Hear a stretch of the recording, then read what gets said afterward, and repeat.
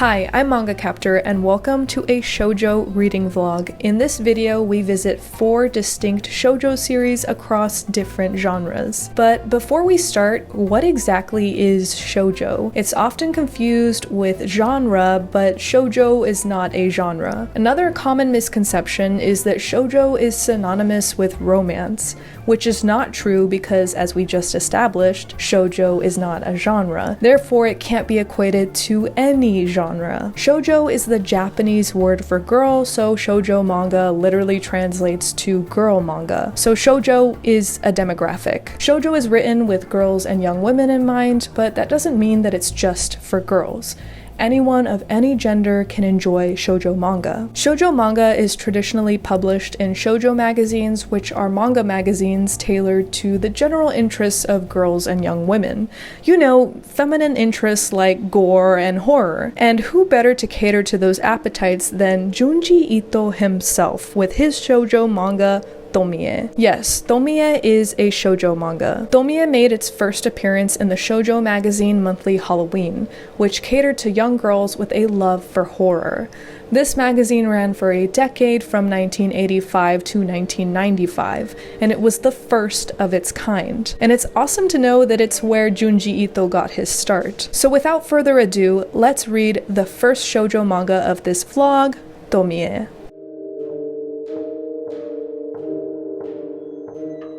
Alright, so let's talk a little bit about Tomie. This might be the first time you're hearing about it. Tomie centers around the mysterious and beautiful Tomie Kawakami, a young teenager with supernatural abilities who drives men to madness and violence. She is tormented and abused by men who desire to destroy her into tiny little pieces. But even when she is reduced to tiny little pieces, she is able to regenerate, and when she returns with vengeance, and seeks to commit violence against those who tried to end her.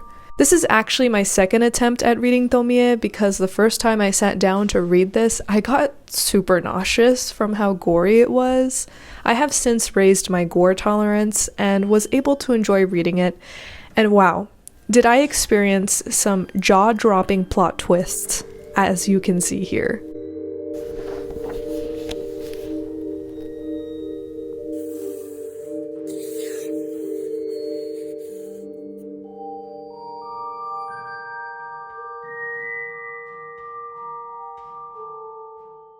I just finished reading Tomie and wow, is this an intense read. Definitely check out the trigger warnings if you're interested in reading this. I will be posting them on the screen now so that you can be aware of them. This was a whirlwind, and I expected no less from Junji Ito. As I briefly described before, this is a manga that follows a girl named Tomie who is the victim of violence by the hands of men. Men are just so infatuated with her beauty that they have the urge to her, and instead of dying, she actually comes back every single time. So her existence kind of symbolizes the horrible cyclical violence that men commit towards women. This manga also touches on victim blaming, and I've seen some interesting conversations floating around on that. I feel like people could legitimately have a book club over this manga and have plenty to talk about. This manga is a commentary on how society views women. Largely, society wants women to be very feminine, approachable, and if they are not those things, then they are not considered very valuable. Tomie is considered to be extremely beautiful, the most beautiful girl in the world, and lots of men pursue her and want her to be theirs, like every single man. And over time, this attraction becomes obsession and it becomes the desire to kill. And it's interesting because this horror manga is called Tomie, so you think that the main character, Tomie, is the evil person or the evil entity throughout this whole thing. But honestly, the scariest part is not even her. The scariest thing in this manga is how she is treated time and time again. Tomie is an underage girl. She's just a teenager, but she's not allowed to be a teenager simply because her looks are viewed as so beautiful that they are womanly. So instead of being seen as a child, she goes straight to being seen as an object. And the only people in this story that feel like truly bringing harm upon her are men. There are women that she interacts with that feel jealousy because they feel like they need to have that type of beauty in order to be accepted in society. They desire to be like Tomie, but they never have the feeling that they want to bring down a hammer on her or a knife. It's interesting because some people believe that Tomie is purely a villain and some people think that she is purely innocent. I think that she is a victim in this story, but it's unfortunate that she kind of absorbs that evil that is put upon her and does it to others. But at the same time, like, I can't exactly view her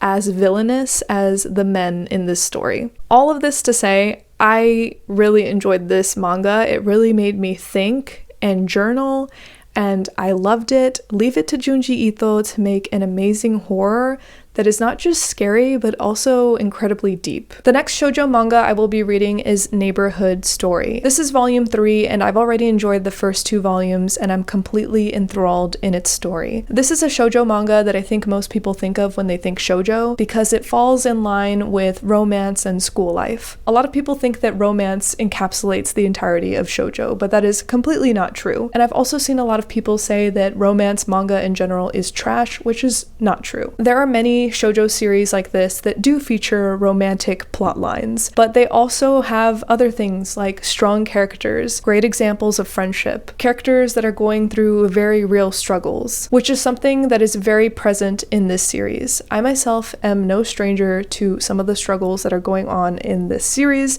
and I just have to say, seeing characters go through the same things I went through, it is kind of nice. It's cathartic. It's nice to see how they deal with it and heal through the process. So there is a lot to enjoy in shoujo manga, and shoujo manga can be enjoyed by anyone. I myself am going to get cozy and I'm going to read volume 3 of Neighborhood Story. But before we get into the next shoujo manga, I'd like to share with you today's sponsor, Yume Twins. Do you like cute things, adorable things? How about cherry blossom things?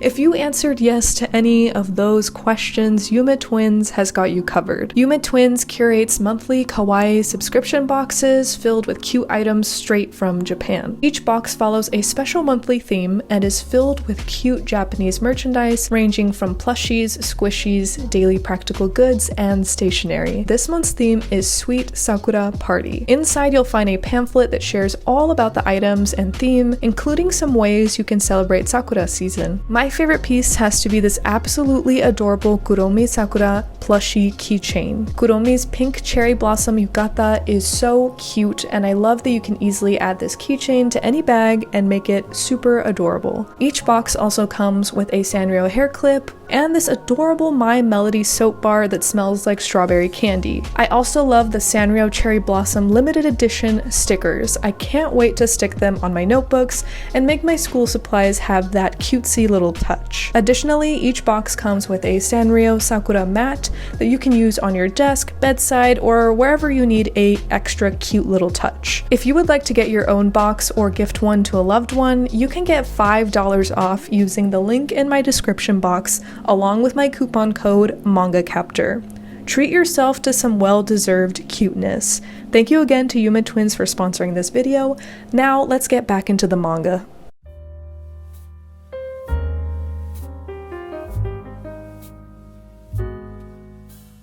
Neighborhood Story is a coming-of-age shoujo manga by Ai Yazawa that was serialized in Shoujo magazine Ribbon from 1995 to 1997. Ai Yazawa started drawing manga as a young teenager, but she was unsure of whether or not she'd make it as a mangaka, so she studied to become a stylist, much like the protagonist of Neighborhood Story. Neighborhood Story is a vibrant slice-of-life manga set in an art school in Tokyo. It follows the adventures of Mikako Kuda, an inspiring fashion designer with a bold personality and impeccable style. The story follows the exciting and sometimes dramatic life of Mikako and her friends as they navigate their ambitions, romantic feelings, and the challenges of growing up. It's a great series to unwind with.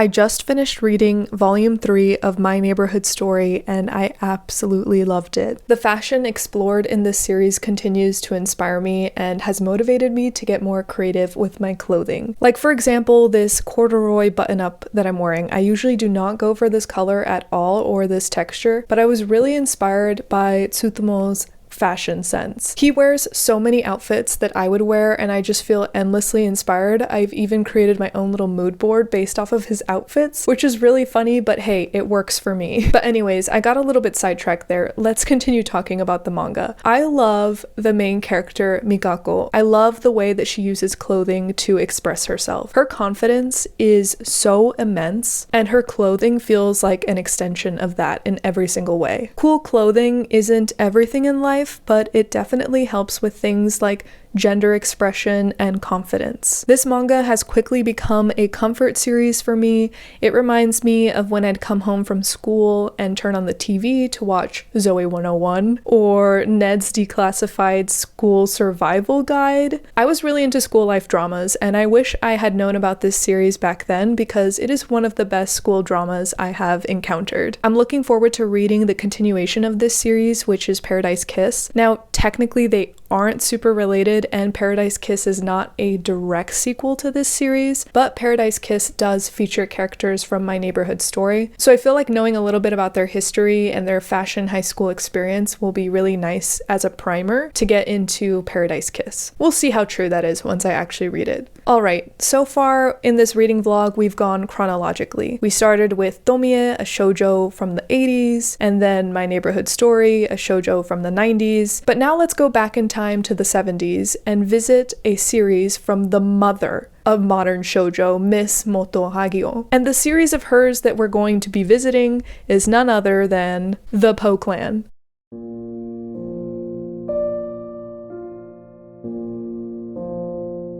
The Po Clan is a fantasy vampire shoujo manga by Moto Hagio, which was serialized in Betsukomi and Shokomi from 1972 to 1976. This series is actually one of the earliest examples of BL and significantly influenced the genre by actually exploring the beautiful depth of intimacy between two male lead characters, which was considered groundbreaking at the time. However, it's important to note that this is a subplot to the manga and the manga itself is not considered a BL. The Po Clan tells a captivating story about immortality, love, and loss across centuries. It follows the story of two vampire siblings, Edgar and Maribel, as they navigate the deep loneliness that comes with eternal life. Eternal life may sound great to some, but Edgar and Maribel are stuck as teenagers. They can't age, and because of this, they have to constantly move to new towns to keep people from catching on about the truth of who they are. This series is deeply chilling, sad, beautiful, but most of all, enchanting.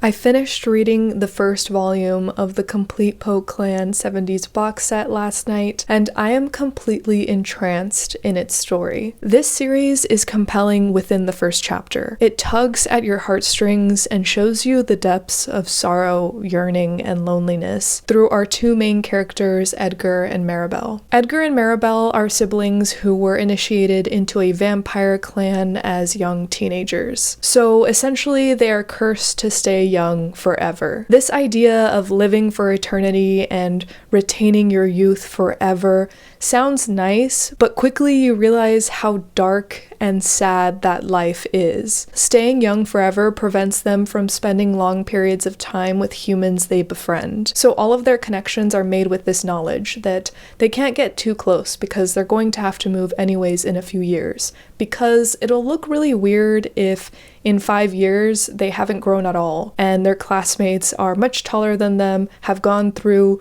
puberty, etc., etc. It would just look very strange. They have to constantly move and reintroduce themselves with new names and backgrounds. That cycle just keeps going and going for centuries. This story explores their struggles and how they navigate their loss of humanity through the centuries. As the story unfolds, new characters are introduced, and one of them is a young boy who Edgar gets very close with. They share grief and fears with one another, and over time, a yearning grows between them. This manga series is incredibly important because it is one of the earliest examples of BL. I didn't realize this going into the series, but it was really nice to experience one of the first BLs. Just being able to hold one of the most influential pieces of modern shoujo is such a special feeling. Getting to see the artwork on paper in this extra large volume was a lovely experience. The drawings are incredible and imaginative. They feel very free and fluid, giving this series an ethereal feeling. Altogether, this story is so poetic and beautiful, and it has moved me to tears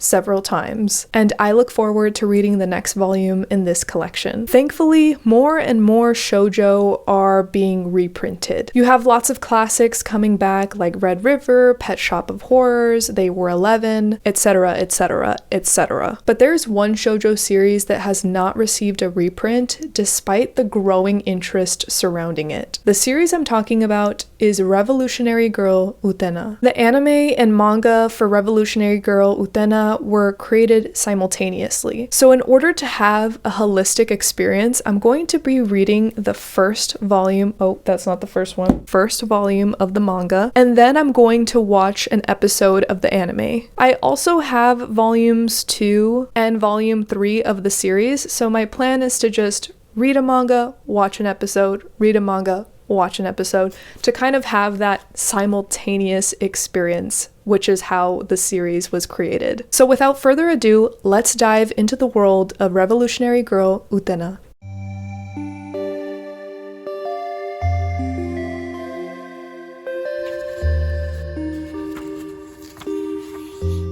Revolutionary Girl Utena is a surrealist fantasy fever dream series created by Be Papas, an anime production company formed by Kunihiko Ikuhara, who had previously directed Sailor Moon. Originally, Utena was envisioned as a mainstream shoujo series that would capitalize on the success of magical girl series like Sailor Moon. It was meant to follow a similar model and tone, but as time went on, it transformed into a story that challenged gender roles and fairy tale tropes. The manga was first serialized in the shoujo magazine Chow in 1996, and shortly after the anime aired in 1997. Both mediums were actually created simultaneously, but that caused many plot points to deviate from each other, meaning that each medium offers a slightly different story, but they both share the same core. Revolutionary Girl Utena is best known for its avant-garde and surrealist tone.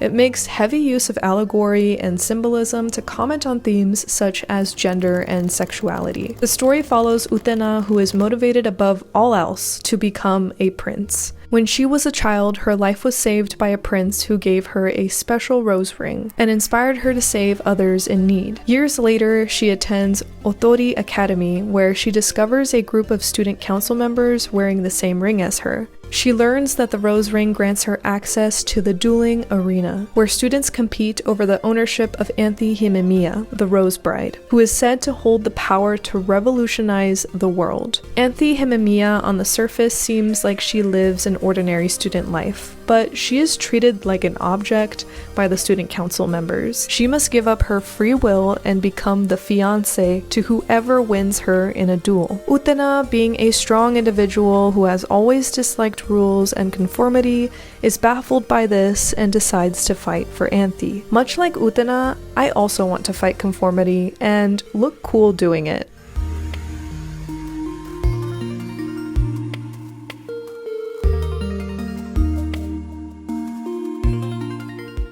I am back from my journey into the world of Revolutionary Girl Utena, and I've got to say the story is pretty dark. So I'll put a list of trigger warnings on the screen in case you're interested in checking it out. So last night I read the first 2 volumes of Revolutionary Girl Utena manga and 5 episodes of the anime. I was alternating between both. I started with volume 1 and then I think I watched about 2.5 episodes, and then I paused the anime whenever the plot started to look unfamiliar, and I picked up the next volume, volume 2. And my main takeaway from this whole experience is that Utena is a girl's girl. She is dead set on being a prince who saves princesses, and she shows that gender doesn't matter when it comes to these aspirations. Anyone can aspire to be a prince that saves princesses, and our girl prince, Utena, is amazing because she is rewriting the narrative. Think about it. How many times have you seen a Disney movie where the princess solely exists to be saved by a man and then becomes the significant other of said man/prince? Utena is not interested in saving princesses because she wants to pursue them. She does not want to own anybody, but rather she wants to empower them to be strong and stand on their own. In her mind, princesses are girls who deserve respect and autonomy. So in summary, Utena is awesome. But which medium portrays her story better?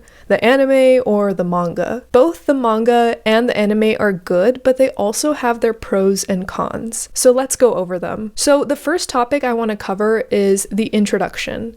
The manga is 100% better than the anime when it comes to both character and story introduction. The manga gives us a stronger foundation for understanding Utena's character by covering her childhood backstory. We see her get saved by a mysterious prince who inspires her to be a prince herself. Quickly, we understand how she came to embody such strength and compassion for others suffering. She wants to abolish their tears, like her mysterious prince did for her. However, in the anime, we don't get any of this backstory in the first episode. Instead, we jump straight into the action. The story moves fast, and we don't see any of Utena's childhood. The next topic I want to cover is the first duel. Like I've mentioned before, in this story, those with the rose ring are able to challenge each other to a duel, and the prize is Anthe, the Rose Bride. And in Volume 1 and Episode 1, our main character Utena enters a duel as retaliation for her friend being bullied. For me, I feel like it's really important the way that you depict the first duel because it's a big theme in the manga, and first impressions really matter, and I feel like the manga had a much better first duel. In the manga, the first duel is spectacular. The art is magical and ethereal. It also features one of my favorite quotes from the series, which was not present in the first episode of the anime. And the quote is, "Man or woman, it doesn't matter. One of strength and nobility is always a prince." This simple quote is very important to the whole story, and I think delivering this quote in the first duel was really powerful, but sadly that did not happen in the anime. In the anime, the first duel was just okay. It was missing that ethereal feeling, and it didn't feel as powerful as depicted in the manga. So the manga definitely wins when it comes to this story moment. Now let's talk character portrayals. This is where things really deviate, and I was surprised. The side characters and even the personality traits of the main characters vary heavily depending on whether you're reading the manga or watching the anime. Also, some characters are completely missing from the manga, which I think is a bummer. On top of that, important side character story moments are also entirely missing from the manga. When you think about it, this makes sense because the manga is only 5 volumes long, but the anime, I believe, is over 30 episodes long. So it makes sense that entire plots are missing from the manga. But I was really sad to learn this because I am someone who loves character development, but the manga was kind of lacking that for some of the characters. For example, one of the student council members, Miki, is portrayed very differently in the manga. In volume 2 of the manga, he has a different love interest, different motivations for entering a duel. He is just different entirely. And after comparing volume 2 of this manga with its counterpart anime episodes, I feel like the anime is much better. So the anime definitely wins when it comes to character portrayal. However, I will say that I have a slight preference for the manga version of Utena in the opening of this series. In the first 2 volumes of the manga, Utena has more emotional maturity compared to the first 5 episodes of the anime. I didn't enjoy how in the anime Utena seemed to be very dismissive and detached from Anthy. It felt incongruent from the prince Utena strives to be. This was jarring to experience when watching the anime because Utena is much kinder and more encouraging to Anthy in the manga. However, I will say a little deeper into the anime, Utena has better judgment, and in the second volume of the manga, she makes a decision that I feel like isn't congruent with her character. So honestly, both the anime and manga are guilty of having Utena stray away from her character for whatever reason, and that could just be due to some miscommunication, because from what I've learned, Chiho Saito, the person that did the manga, was only given some basic plot points about revolutionary girl Utena to base the manga off of, whereas the creator of the whole story was working on the anime, so they were pretty separate and building the story simultaneously. So I think there were some hiccups between the manga and the anime, maybe for that reason. So what is the verdict? While the manga nails the introduction, the anime seems to provide a more holistic story. It dives deeper into subplots and has more characters, which makes the world feel richer. If possible, I recommend reading the first volume of the manga either before or after watching the first episode of the anime, so that you can get a more holistic introduction on who Utena is. From there, I think the anime does a better job of carrying the story overall, but the manga is definitely still good, and I recommend it to anyone who is a fan of the series. Alright, that's going to wrap up today's video. Thank you so much for joining me as we ventured through 4 distinct shoujo manga series. We went into multiple genres, like horror with Junji Ito's Tomie. We visited the drama genre with Neighborhood Story, and we even went back to the 70s to experience one of the first BLs with The Po Clan, a wonderful vampire shoujo. And lastly, we ended our shoujo road trip with a highly allegorical, complex, and dark shoujo, Revolutionary Girl Utena. As you can see, shoujo has range, there's so much to choose from, and I hope that you find a series to enjoy. Thanks so much for watching. Please give this video a like, it really helps my channel, and if you want to go above and beyond, you can subscribe, and that helps my channel even more. And the best part is that it's totally free and you'll know when I upload future videos. So what is there to lose? Nothing, only things to gain. Now go out there and read some shoujo, and I'll see you in the next one. Bye bye!